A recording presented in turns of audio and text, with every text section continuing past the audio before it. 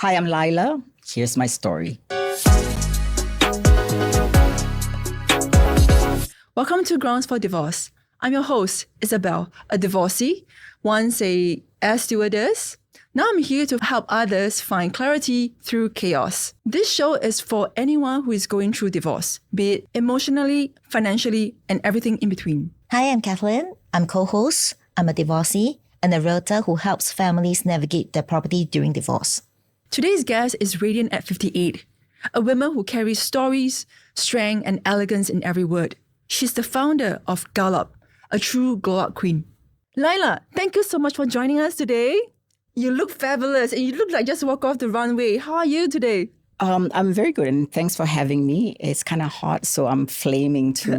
But thank you for having me. Good, thank you. What makes you want to join us today, actually? Because I think we have similar stories, and we all have different strengths to get through it. And you guys are right. Not many people go through divorce and talk about it. And there's a sense of shame. And it's part of life. The way I see it is not who you are. Divorce, what happens to you, and it's not who you are. So that's why I'm glad that you guys invited me to be on the show. Thank you, Laila. But let's start from the beginning, especially back when you were 18 years old. We know that you actually lived in Japan for 2 years. Mm-hmm. What was it like back then for you? Oh, I love it. So I finished school at 16. So if you want to go really back, I am Singaporean, born in Singapore, lived in the kampong house till I was 13. And we moved to our first HDB. Come from a family of 9, 8 girls, 1 is a boy. Fairly decent, not rich, but, to me, life is simple, but, it's hard. Right? Sometimes there are days that we don't have much to eat, but we have our neighbors who help us. We are all comes from a village. And at 13, we moved to our first HDB. We all went to school until high school. My father drilled us to go to work during school holidays since we were 13. So the values of work ethic was drilled to us at a very young age. So at 16, I started modeling, and I joined a lot of competition, and then went to Japan and worked as a model for 2 years. At 18, lived in Tokyo for a year, Osaka for half a year, and then Kobe. Then I came back, met my husband here, my ex-husband here, and we fell in love, and we got married, I think a few months later. So it was love at first sight. Wow. And if you tell me that I was ever going to get married, I would laugh at your face. If I ever want to have children, I would laugh at your face. And we found each other in a space where we saw each other like us in one another. Fell in love deeply. And we were in sync. And he never wanted to get married, never wanted to have children. We had children maybe 5-6 years later. So it was the beginning of a beautiful love affair for 12 years. We were married for 14. 2 years was not so good. But but if I were to say, was it all bad? No, it was great. We were in sync as parents. I remember when before we had kids, we would say, if we ever have kids, we would send our children to a Chinese school. They would speak, read, and write Mandarin. Okay, so which is true. After we had kids, we send them to Red Swastika school. They went to Soka, they went to Red Swastika school. And then we also say, these children will never have us fighting. So, kids were always like, they come to him, say, oh, Daddy, can I have this? And then he would say, what did your mommy say? And they say, oh, mommy says no. How dare you try to make my wife and I fight? If she says no, it's no. So we were in sync. There was so many things that I learned from him that was very good. He built my self-confidence. He ground me in knowing who I am. Yeah, so that's the beginning. So after 12 years was great, and then 2 years was not so good. Yeah. Okay, cool. Let's just rewind a little bit. Yeah. You were married for 14 years. Yeah.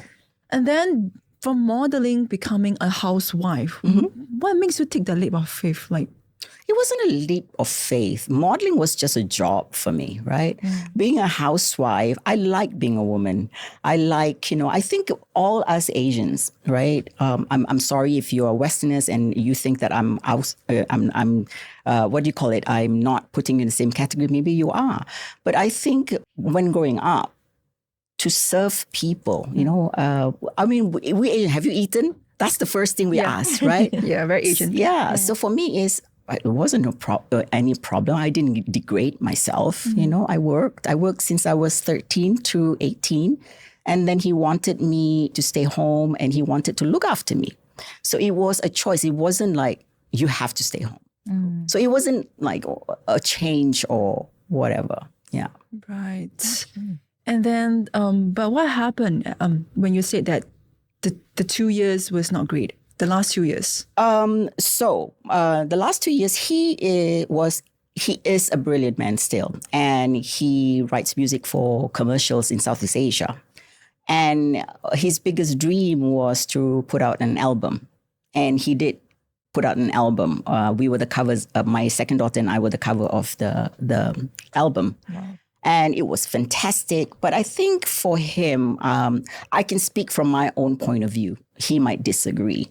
I think the fear of failing, to have this product, to go to someone, to the producer and say, I have this product, which he is a detailed person. The sound, he can hear sound and you can't hear it. He goes, nope, redo it, whatever. But the rejection, the possible rejection is what he did not want to hear and pursue. So then he went through a major, I would call depressive mode, and that changed his personality. And for me, I didn't understand, but it took me 2 years and I did try. I tried very hard to make it work, and probably I didn't try hard enough. I don't know, but it came to a point where this man that I married wasn't the same man anymore. And we evolve. Everything changes, right? So that's when it got very bad that after the third time where, I'm just going to say it, when it got physical the third time, because he was not in a good state. And this is not the person that I know. So it was a change of personality, right? So then I kicked him out because my daughters were in the house at that time. And I didn't want my children to ever think that this is normal and this is what love is about. I wanted to give my children a chance. But that's old story. I'm sure he was going through a lot of stuff in his head. I don't know, but I'm here to tell my side of a story. Yeah. And I don't think it's fair if he hears it and he goes like, that's not what happened, but this is my version. And even with children, when you tell your own story, children gets very uncomfortable. Yeah. And I had that conversation with my children where I said, you know what, this is my story. You tell your version, but I lived it. I know what happened. So that's what happened. Thank you, Laila. I hear the part where you actually talk so much good things about your ex-husband. I can see that actually part of it did mold you in the later part of your life, right? Of course. The professionalism, the kind of effort he put into his work. Yes. Yeah. So, well, I can talk about it nicely now, because it's been a long time ago. But at that process, when you are going through it, and as you know, it wasn't a breeze. Of course, you hated the person because you couldn't understand it. Maybe just to help us understand a little bit, do you think during the 2 years, things can be a lot better if he was more willing to share with you what he was going through? Maybe, but maybe also he didn't know how to. Maybe he didn't understand what was going on with him, and for a person that takes care of the entire family and now he is not able to function, we are on the outside. This is me. I'm talking about myself. We from the outside going like, okay, he's bad and he's not doing this. But on his side, it's like, oh my God, what's happening to me? I'm losing my family. So when when people get divorced, we always see that, he's leaving you and your children. But he lost his wife. He lost his children. Yes, definitely. You know? So I don't know why he didn't speak. But men don't talk anyways. Yeah. This is the problem. Men don't feel it. Yes, they don't. Yeah. And especially when they look like, they have been very successful all this while, taking care of you, they would not want to portray the not so good part to you and to the family. But this is also typical of the dynamics of being a man and being a woman, right? Yeah. If men talk too much, oh my God, he talks too much, Now we want men to be more emotional, and then we're like, oh my God, he's so emotional. Where's the man in him, right? So it's kind of confusing, But if you think back, sometimes if they don't talk, they don't tell us what they're thinking about, how they feel. Mm-hmm. We are not inside him. We are not we are not the worm in him, right? So we won't know. So when we ask, so I think it's very important for any relationships that we should communicate. Of course. And communication takes a lot of skill and effort. But I believe at the point, both person were not in the right mindset to be more logical, I feel.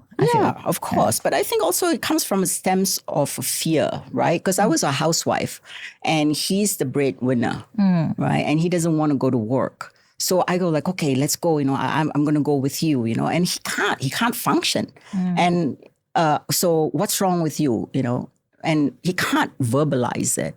And what you say is correct. Communication is key. But timing is also key. Yes. So how I say to you might sound so good in my head, but when it comes out, it doesn't sound exactly what I want to say, right? So it's a lot of skills, man. Yes. At when a person is down, even a simple question to him may sound like you're demanding something from him. Correct. Yeah. So it is a perception that totally goes off. Correct. I agree. This was my best friend. This was a person that, when we walked together, people thought that we were brothers and sisters. We look alike. Well, we were great couple. We had each other's back. And, things happen. Things happen to good and bad people. So I don't take it personally anymore. So agree. But something shifted, right? Like, I heard that you became personal trainer later. So before that was a huge moment that actually drive you through this process. Like, I read that your husband got into debt or got you into debt. Well, we had debt. I mean, we were renovating our house and all that kind of debt. Debt is also, those are debt by credit card or whatever, right? But the incoming debt of the mortgage of the house, the school, everything, your debt, if I have $50,000 debt, it doesn't stop at 50,000 because the rest of other stuff still keep coming. So it accumulates, right? Yeah. So, but, I think the biggest, in marriage, like we talked about in your podcast with your guests, and most of them say, and I totally understand, I agree 100%, there are two people. So not one person is the right one and the other one is bad. It takes two people to break something. So after a while, I mean, I'm past all that, but I am glad it happened to me because otherwise I wouldn't be here. I wouldn't see the potential of who I am. I'm the fearless person. I don't care. I'll just do things and then see where it gets me. Without him giving me that experience or that opportunity, I call it opportunity, I wouldn't be here. But at that time, if you ask me, I'm like, oh my God, I hate his guts, So at that point, right, Laila, so sorry to cut you a little. No, it's fine. So you mentioned that you had all the debts that keep coming in, your mortgage, your livelihood, right, with the kids. So what went through your head at the very moment when you decided, this is it, I don't care what is I have to hold up in terms of finance, in terms of debts. You have your two daughters with you. Yeah. So what went through your head to give you the courage that you said that I'm still done? Okay, so if we were to go back, so I started off as a fitness instructor. So a personal trainer and a fitness instructor are totally two different things. So I started because I fell in love with I saw my brother's body. I was like, oh my God, you look like, like Bruce Lee. I said, how do you get that body? And this is with my first child, Xaviera, when she was a baby. And she goes, like, oh, get 2 dumbbells. I think you guys are too young. The mini stepper? So I would, when Xavier's asleep, I would do the mini stepper. In 5 minutes, I'm dead, like I'm tired. So I got interested in it. And I went to sports council to study the basic. And then one course, and then I was the second in class of 88 students. There were 2 or 3 mothers. The rest are guys that the company sends them and pay for them. We all had to pay our own pocket money. So, when the kids are asleep, I can't remember whether Bianca was born yet, my memory also. I would study at 3:00 in the morning, and I became second in class of 88, which you go, because if you put your own money, you better study, right? And I fell in love with it. And I was the first one that was offered to do, what do you call it, like attachment at Bedok Gym. Wow. It's the first one. Normally you have to do it at Kallang, right? And then I was, then after the attachment, I was offered the job to do 3 hours a day, 3 times a week. So I was earning $15. So that's what I had when we were married. And then I took another course, personal training, aerobics trainer. And I had my first client who was a friend, Wendy. And she said, oh, teach me, I was like, oh my God, I don't know. Because of my first personal training, I had my cert. And she was my first client. And from there, I was doing personal training. We were still married. But I worked, and that gave, I think somewhere, God loves me, and put my foot, to back to career. Something that I love. So I didn't make this as a career. I fell in love with it. So I found what I love. So for me, what went through my head when everything was going, blew up, how am I going to support my children? Because how am I going to send them to school? How am I going to pay this? And I also had a lot more trust. I trusted him still. And he goes, don't worry. And I go like, okay, I trust. That's a sense of trust. And then I don't know at what point where you just have no choice. You just have to keep going. So I worked from 5:30 in the morning till 9 p.m. Nonstop, and I train people from Pasir Panjang. I'll go back to Katong, whatever it takes. And I was an entrepreneur, so there's no basic salary. So if a client cancels, that means I have no money. Yeah. So my objective is to put food on the table and not take my 2 children back home to my mom's house. That's my key. I mean, my parents will always accept us, but I have a set of rules where my kids go to sleep at 8. I don't care if you're not sleepy. Go to bed. Turn off the light. You can turn on your torchlight, read a book. I don't care. Go to bed. Because I think what parents and mothers or even single parents don't understand is that time, you create a normalcy for the kids because they have to go to school early in the morning, right? And that time is for you. You go to work and you come back. The world is cruel out there. So you need peace at home, right? So for me, I didn't want to take my kids to my mom's home and then say, you follow these rules. It's not fair. These are their grandchildren. These are my responsibility. So at what point? I don't know. I just worked. But there were many, many, many, many times that I was afraid. I was fearful. I was about to lose my house. I don't know how to look after my kids. And I was a mother. I taught my kids to read and write at home when they were 3. Read storybooks. And now I became the man of the house. I'm a no-nonsense person. Teacher calls me and say, oh, Bianca is daydreaming. I say, give me a piece of paper that says that I allow you to cane her, please. I said, every time you pull me out, that's $70 off the table. That brings me closer to losing my house and taking care of my kids. So I became this monster, according to my children, But, I had a goal. My vision is to put my girls. Education for me is key. My goal was to put my kids to university. Same thing. I've been through that. I can remember my kids then. They told me, I can never get you, mommy. You're always busy. Yeah.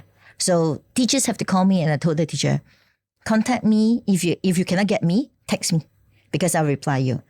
If the kids don't do their work, let me know. I will handle this at home. So I always tell my kids, as long as the teacher don't call me, I still give you freedom to do what you're supposed to do. But when the teacher does, you come back, punishment will come. Yeah. Carrots will be given, but the moment you take it away, my punishments are harsh. So my kids know that. Yeah. So, and I know because we are now fending not only for them to be good at home, but we also need to make sure we put them through school, we bring food to the table, the livelihood, where the roof for us, all this costs us our time. We need to use our time to bring back all this stability. So in order for them to have that, everything else will have to be on hold. Right. I got a question for you about that though. Your daughters are already like 21? No, they are 29 and 31 this year. Right. So are they mothers already? No. Yeah. Don't scare me. No, I mean like today, are they really like grateful for what you have? Sometimes. You're talking about kids. Like, they're still kids, right? I mean, they are grateful when things goes their way, and when things don't go their way, oh my God, you can't talk to you. You're such a, hostile person. And I'm okay. Thank you. Yeah, of course. But now the role has changed, right? As you also have an adult kid, the conversation changes. For me, when they were growing up, it's about I need you to do this, follow the rules and stuff like that. That is, but we can have conversation. I am friendly, but I'm not your friend. So now we have open conversation. Sometimes when they have conversations with me, I go like, too much information. So I go to my happy place, and I try to give them advice as an adult and not as a mother. So they still come and ask, any questions, social questions. I think for them nowadays, as we know, the 30-year-olds and 20-year-olds are having a hard time with relationships and stuff like that. When I look at you, I keep thinking you're only 40. 39. What a 40. Oh, okay. Sorry, 39. So that's why I keep thinking that your children is still very young. Now, going back to the personal trainer part, I believe that, since this was done, like you started off 26 years ago, about there, right? More than that, yeah. I trust that during then, though, there wasn't much women trainers around. You're right, because we were the only three female mothers that were called outdoor trainers. That means we go to people's home. Right. We're only 3 mothers, believe it or not. 3 mothers in the whole Singapore, you mean? Really? Yes, because... And only mothers? Yeah, mothers. Outdoor trainers. Right. I don't think... During that time, if you guys remember, personal training was not a thing because it's not looked as a job. Working at a bank is, The only reason personal training took off was because Madonna was running with her personal trainer. Then it is a status to have a personal trainer. Right. Oh. So now everybody wants to become a personal trainer. But I've never worked at a commercial gym to be hired. I've always done it on my own. I go to clients' home. I work with hospital patients. So I work with a variety of ages and conditions. You have a list of impressive clients, actually. How did you even start? I heard you say that your first client was a friend. Yes. But how did you even build that kind of word of mouth is honestly it was word of mouth. I think I put an ad once in one magazine, but then I didn't get any much leads. But it's just word of mouth. Yeah. Right. And for the context, guys, Laila actually trains business leaders, lawyers. This is a very impressive portfolio. Like, how does this even come into your life? So I've been approached. I work I was approached by Four Seasons, and that's where most of my client comes from. And then from Four Seasons, I get the hospitals calling me. I used to work with organ transplant unit, cancer unit. So listen, personal training, a lunch is a lunch. Whether I do it or you do it, you can teach. But how do you teach people with a lot of care that this is, I see trainers and I talk about this and I talk about it openly. I see trainers on their phone while training a client. Oh. I see trainers looking at women walking past while people are struggling. I said, it's not right, because one wrong move, that's it. You can never be 100% again. So I take care of my clients. Body language is very important. When you come in, you have to read your client. When they come in, if they're tired, right?